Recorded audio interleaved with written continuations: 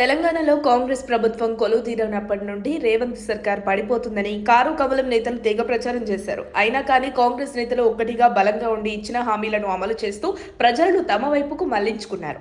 ఇక సీఎంగా రేవంత్ బాధ్యతలు చేపట్టి 2 ఏళ్లు పూర్తవగా కాంగ్రెస్ ప్రభుత్వ 2 ఏళ్ల పాలనపై ప్రజల్లో ఉన్న నమ్మకానికి గ్రామ పంచాయతీ ఎన్నికల ఫలితాలు అద్దం పడుతున్నాయి. రాష్ట్ర వ్యాప్తంగా 1-2 జిల్లాలు మినహా మిగిలిన అన్ని జిల్లాల్లో కారు కంటే కాంగ్రెస్ స్పష్టమైన ఆధిక్యాన్ని ప్రదర్శించింది.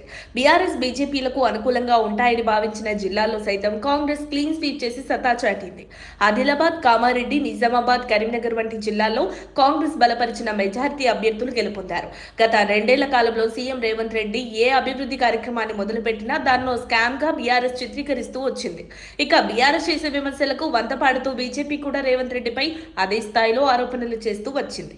అయితే పంచాయతీ ఎన్నికల్లో స్పష్టమైన తీర్పు చెప్పిన తెలంగాణ పల్లె ప్రజలు బీఆర్ఎస్, బీజేపీల రాజకీయాన్ని తిప్పికొట్టారనే అభిప్రాయాలు సర్వత్రా వ్యక్తమవుతున్నాయి.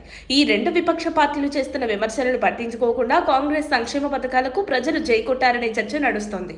సీఎం రేవంత్ రెడ్డి పనితీరు సగటు కాంగ్రెస్ కార్యకర్తల్లో కాన్ఫిడెన్స్ నింపినట్టు పంచాయతీలో తీర్పు స్పష్టం చేస్తోంది. 2 ఏళ్ల పాలనలో సీఎం రేవంత్ ప్రదర్శించిన రాజకీయ పరిపక్వత, పాలనా దక్షత ఆయనకు పార్టీలో తిరుగులేని ఇమేజ్ ను తెచ్చిపెట్టాయి. దీంతో రేవంత్ పై ప్రజల్లో సానుకూలతకు కారణమైంది. ఇక జూబ్లీహిల్స్ ఉప ఎన్నికల్లో కాంగ్రెస్ ను విజయ తీరాలకు చేర్చడం పార్టీ క్యాడర్ కు సరికొత్త బూస్ట్ ఇచ్చినట్టయింది.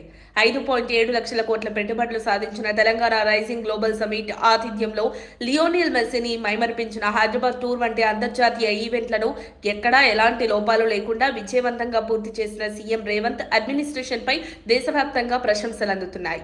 ఈ పరిణామాలు అన్నీ కూడా అటు ప్రభుత్వంలో ఇటు పార్టీలో రేవంత్ రెడ్డికి ఫుల్ మార్కులు తెచ్చిపెట్టాయి.